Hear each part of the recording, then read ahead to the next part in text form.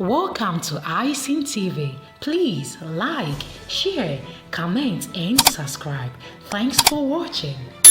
Secular democracies. We're talking about Europe, Canada, America, Australia, just the Western secular democracies. That's it. What is our goal as a community? What is our final result that we're aiming for when we're living here? Establish a khilafah where we live? Do we wish to turn America and England into Islamic republics and states? Or do we wish to convert the entire population? Our goal living amongst all of you is to wipe away your religion and to replace it with Islam. tó mo kí wa kábọ̀ sórí ìkànnì iSyn TV ní gbogbo bí kíbi tẹ́ ẹ ti ń wo ètò yìí lọ́wọ́lọ́wọ́ iSyn TV yín náà lélẹ́yìí ẹ ṣé o tẹ́ǹtẹ́ ti sí wa ní gbogbo ìgbà ẹ kábọ̀ sórí ìkànnì aláyọ̀ yìí iSyn TV náà lélẹ́yìí gbogbo béèrè àti gbogbo ìgbà làwọn èèyàn ti ń bi mí léèrè pé iSyn níbo ni Sultan of Sokoto wà mo ní ṣé mo jọmọ Sokoto ni àbí mo jọmọ Fúlàní gbogbo béèrè ńláńlá àwọn èèyàn ti ń béèrè wípé Sultan of Sokoto àwọn ògbúrò rẹ̀ mọ́ kò mọ́ jáde mọ́ kò mọ́ sọ̀rọ̀ mọ́ bíi ti tẹ́lẹ̀ mo sì ní bọ́mọdé bá débi ẹ̀rù àbá bẹ́ẹ̀ ni ẹ̀rí bá gbẹnusọ wọn nìkan náà ló ń sọ̀rọ̀ báyìí yẹn ti ṣe Gumi náà ló ń sọ̀rọ̀ báyìí torí wípé òun lágbẹnusọ bẹ́ẹ̀ ni òun lágbẹnusọ torí tó wí kì í ṣe òun lágbẹnusọ ni mo mọ̀ wípé wọ́n á tún ti dá lọ́wọ́ kọ́ pé ọ̀gbẹ́ni mọ́ kó bá wà ṣùgbọ́n wọ́n ṣe é níṣe wípé òun náà lẹ́nu rẹ̀ gbọ́rọ̀ òun nìkan ló tọ́rọ̀ yẹn sọ náà ni gbogbo ọ̀pọ̀lọpọ̀ àwọn èèyàn náà sì ti sọ wípé ó yẹ kí orílẹ̀-èdè Nàìjíríà àti orílẹ̀-èdè Amẹ́ríkà ká fọwọ́ òfin gbé Gumi bẹ́ẹ̀ ni àti gbogbo àwọn leaders wọn náà ní nọ́ọ̀tì kálàáfíà kó lè bàjọba ṣùgbọ́n Gumi náà ti wá jáde tán ó sọ wípé gbogbo nǹkan tó ń ṣe kò sẹ́yìn Nigerian government ó pé in fact Nigerian government tí wọ́n sí gbogbo ìlọsíwájú àti ìlọsókè ìlọsódò òun gbogbo nǹkan tó ń ṣe pátápátá so ó bì pé tí Sultan of Sokoto bá tiẹ̀ jáde mọ́ tí ó sọ̀rọ̀ mọ́ tí Gumi bàṣà ti ń sọ̀rọ̀ ó mì pé iṣẹ́ tí ń ṣe náà nìyẹn kẹ́nìkan ṣáà ti gbẹnu wọn sọ̀rọ̀ pé nǹkan báyìí làwọn fẹ́ kí wàá ní nǹkan tí wọ́n fẹ́ gan náà ni fully Islamization of Nigeria bẹ́ẹ̀ ni ó sì ń ṣẹlẹ̀ a sì ń pariwo ẹ̀ à ń sọ ọ̀pọ̀lọpọ̀ sì ń wo bẹ́ẹ̀ ni pé bí eré kẹ̀rẹ̀kẹ̀rẹ̀ wọ́n ti ń gbé wọlé Yorùbá wọ́n ti gbà lọ́rí wọlé wọ́n ti tún wá ti extend sí gbogbo ilẹ̀ Yorùbá báyìí bẹ́ẹ̀ ni wọ́n ti extend sí gbogbo ilẹ̀ Yorùbá ẹgbọ́n nǹkan tí bàbá yẹn sọ. Law that affects Islamic law. So this second schedule. So this amendment is against second schedule item 60. ẹgbọ́n nǹkan tó sọ wípé sharia àti àwọn kankan tó jọmọ́ ẹ̀sìn Islam nínú Nigerian constitution wọn ò gbọdọ̀ fọwọ́ kàn ṣe ẹ gbọ́ báyìí orílẹ̀-èdè inú ẹgbọ́ o mo fẹ́ kẹ́ wo fídíò yìí kí tiẹ̀ tó sọ àwọn kankan náà tó ló ní àwọn kankan tí mo fẹ́ sọ lónìí kí n tó máa sọ ẹ kọ́kọ́ bá ń wo fídíò yìí ná ẹ wò ó kẹ́ ẹ gbọ́ nǹkan tí bàbá yìí sọ pé ọ̀rọ̀ ńlá ni o gbogbo ilẹ̀ Yorùbá a ní láti kíyèsára gan because bí wọ́n ṣe tí wọ́n ṣe lé àwọn Haúsá náà kúrò nìyẹn wọ́n ṣe tán lé Haúsá kúrò tó wá di wípé wọ́n sọ lé Haúsá wọ́n sọ wọ́n di Haúsá Fúlàní kẹ̀rẹ̀kẹ̀rẹ̀ náà ó ti délẹ̀ Yorùbá báyìí kọ́lọ́n kó sọ wá ń bẹ̀ ní ẹja wo fọ́nrán ẹ̀ náà kí tiẹ̀ tó sọ nǹkan tí mo fẹ́ sọ. Fulani. Yoruba Fulani. Yes. The Fulanis that came to Yoruba land. Yes, that's Yoruba Fulani. We go to Ogbomoso, Igboho, Opa Ogun, Ilorin. They are now creating identity called the Yoruba Fulani. It used to be Islamic identity. But they now say, okay, we are Fulani Yoruba.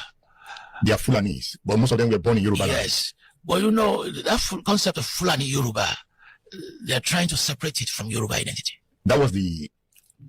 Fulani Yoruba that Sunday Igboho attacked. The Fulani X-Men, the Fulani that were attacking the forests. That was the one he was attacking. But again, some of them that were uprooted were Fulanis that were born in Yoruba land. So they lived there. Correct, but they used to self-identify as Muslims. You understand? But now they've added a second layer now. Muslims first, and now Fulani Yoruba. It's just growing now. When Ottoman Danfodio came, did he come with Islamization? ẹ wo nǹkan tí bàbá yìí sọ nínú fídíò yìí torí wípé ọ̀rọ̀ ńlá ni o ṣùgbọ́n àwọn èèyàn wa a máa fọwọ́ yọ̀bọ̀ kẹ́ la máa fi mú ẹnìkan ṣe ètò ààbò ọwọ́ yọ̀bọ̀ kẹ́ ni àwọn olóṣèlú àkókò tó yẹ kí nígbà tí bàbá Tinubu wà lórí oyè ìgbà ló yẹ kí bàbá Tinubu lo opportunity wọn báyìí láti lè jẹ́ kí Ìlọrin kó ṣeé ṣe. Bẹ́ẹ̀ ni Ìlọrin o àsìkò tí bàbá Tinubu wà ń bẹ̀ tó jẹ́ ọmọ tiwa yìí ló yẹ ká gba Ìlọrin yẹn fúlì. Ọ̀pọ̀lọpọ̀ àní wọn ò lè bàbá Tinubu ò lè sọ bẹ́ẹ̀ so that kí wọ́n má sọ pé kíní kí lóde tí wọn ò lè sọ. Ṣé Ìlọrin jẹ́ ilẹ̀ Fúlàní ni? Ẹ já sọ̀rọ̀ síbi ọ̀rọ̀ wà tó bá jẹ́ wípé àwọn Fúlàní ni Yorùbá àbí Ìgbò gba ilẹ̀ wọn ní ìgbà tí Buhari wà ń bẹ̀ mo nígbàgbọ́ wípé wọ́n ó ti gba ilẹ̀ yẹn padà. Bẹ́ẹ̀ ni mo ní ìgbàgbọ́ wípé wọ́n á ti gba ilẹ̀ yẹn padà because wọ́n mọ̀ wípé ọmọ àwọn ló wà ń bẹ̀. Kí ló dé tó pé ọmọ tiwa ló wà ń bẹ̀ nísìn àwa náà ò lè take advantage yẹn ká take opportunity yẹn láti lò ká lè gba gbogbo Ìlọrin, the whole of Kwara State, because in tó ṣẹlẹ̀ nílọrin ó wọ́n affect gbogbo ìlú tó wà ní Kwara State. Ìgbà tí mo ní láti ṣe investigation mo rí wípé ìlú tó jẹ́ Yorùbá community ní Kwara State tó jẹ́ Yorùbá community gangan ní Kwara State wọ́n lé ní ẹgbẹ̀rún kan tí ṣe 1000. Àwọn ìlú ni mò ń sọ yẹn o, mi ò sọ ti Kogi. Ẹ wo tó bá jẹ́bà bàbá yìí wà ń bẹ̀ how many years now ni bàbá yìí ò ti rówó gbà. Tó bá jẹ́ yí pé Emir Ìlọrin ni ò rówó gbà ṣé inú àwọn Fúlàní máa dùn? Ó ní mo ṣe ń sọ torí tó bá ń sọ àwọn kankan ọ̀pọ̀lọpọ̀ a máa ní wọn ò lè ṣe kí náà mìíràn wọn ò lè ṣe báwọn èèyàn kan náà ló fi wá sínú ipò tá a wà yìí. Àwọn kan ló fi wá sínú ipò yìí kí ló dé tẹ́ẹ̀mọ̀ sọ wípé tó bá ti wá dìgbà ọtọmọ Yorùbá ẹ̀mọ́ ní kò lè ṣẹlẹ̀ bọ̀ tó bá yẹ pé àwọn Fúlàní ló wà lórí oyè àwọn á ṣe successfully. Ó la ṣe ń sọ wípé àsìkò tí bàbá Tinubu wà yìí ẹ jẹ́ kí gbogbo ìran Yorùbá bí wọ́n ṣe pressurize bàbá Tinubu àbí kí n sọ wípé bí wọ́n ṣe fẹnu sí tán rìlíìsì olóyè Sunday ọmọ Adéyẹmọ náà ni ó yẹ kí gbogbo ìran Yorùbá gbogbo àwọn ọba aládé pátápátá kí wọ́n fẹnu sí kí á lè gba Ìlọrin náà. Bẹ́ẹ̀ ni torí tá a bá gbà ìwúrí àti iyì ńlá ló máa jẹ́ fún wa ó dẹ̀ tún máa jẹ́ kí ọ̀pọ̀lọpọ̀ solution kó wà nílẹ̀ Yorùbá torí wípé Ìlọrin yẹn gan ni major problem tí àwọn ọ̀tá ń gbà wọlé sínú ilẹ̀ Yorùbá.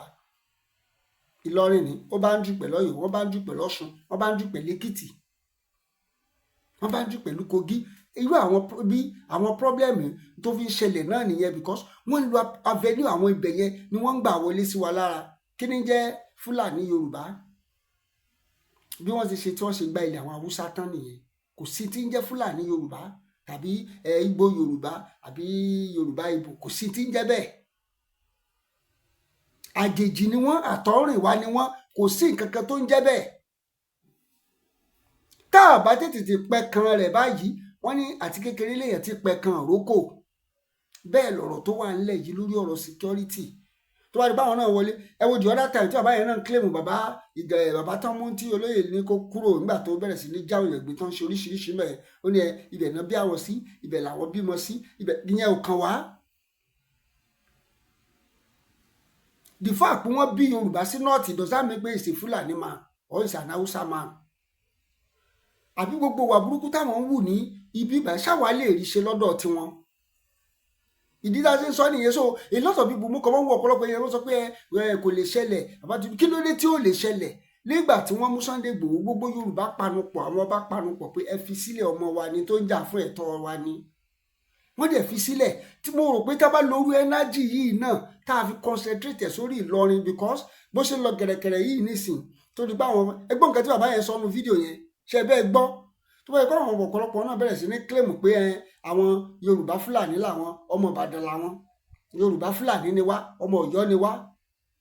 Yorùbá Fúlàní ni wá ọmọ Òṣogbo ni wá Yorùbá Fúlàní ni wá we are Èkìtì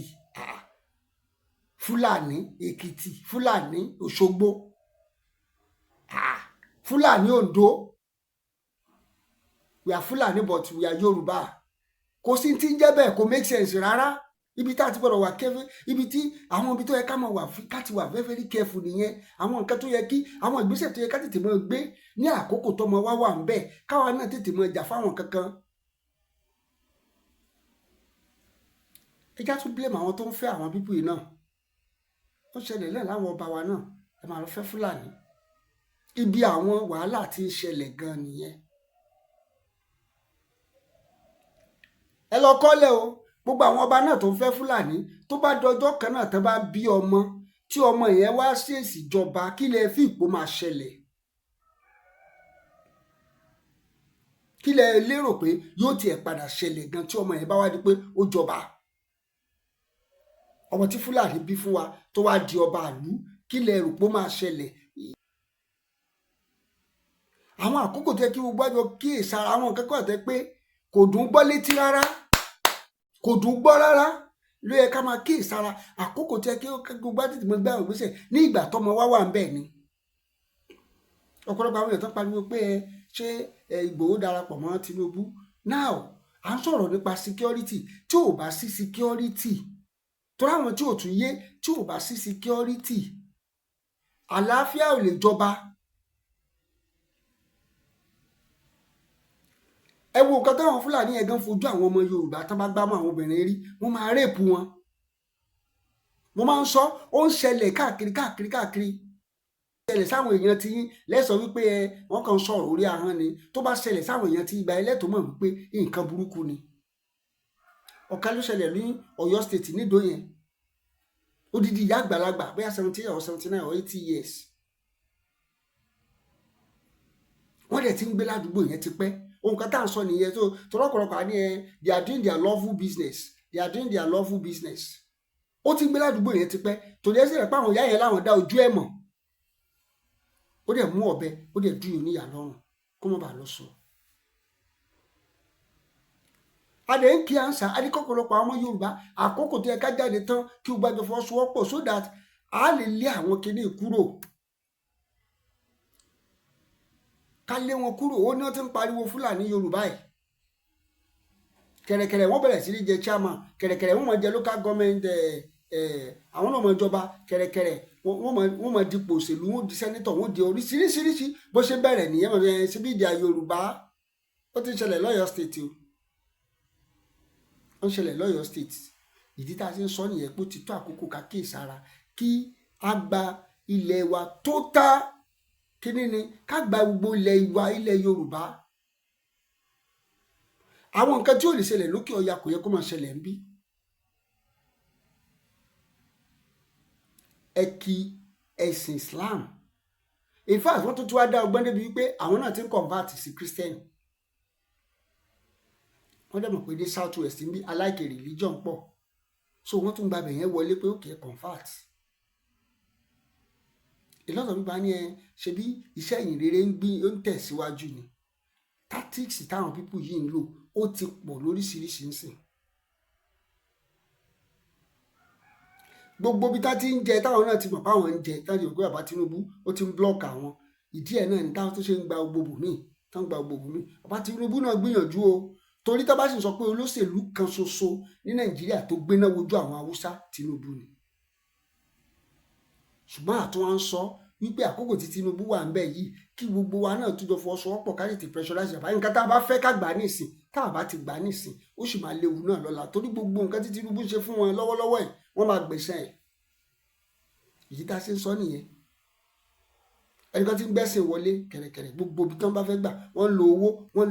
wọ́n lo by fire by force wọ́n kidnap wọ́n ṣe everything láti wọlé wọ́n láwọn Fúlàní Yorùbá ẹ gbọ́ kí ni ń jẹ́ Fúlàní Yorùbá ẹ bá ń fi èrò tí yín sí comment section ẹ bá like video ẹ bá ń share ẹ bá ń subscribe sórí ìkànnì yìí ẹ subscribe sórí ìkànnì yìí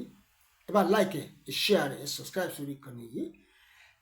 iSeen TV yín náà lélẹ́yìí ẹ bá like ẹ bá share ẹ bá subscribe sórí ìkànnì yìí ẹ ṣé ò 10:30 sí wa ní gbogbo ìgbà. Please like, share, comment and subscribe. Thanks for watching.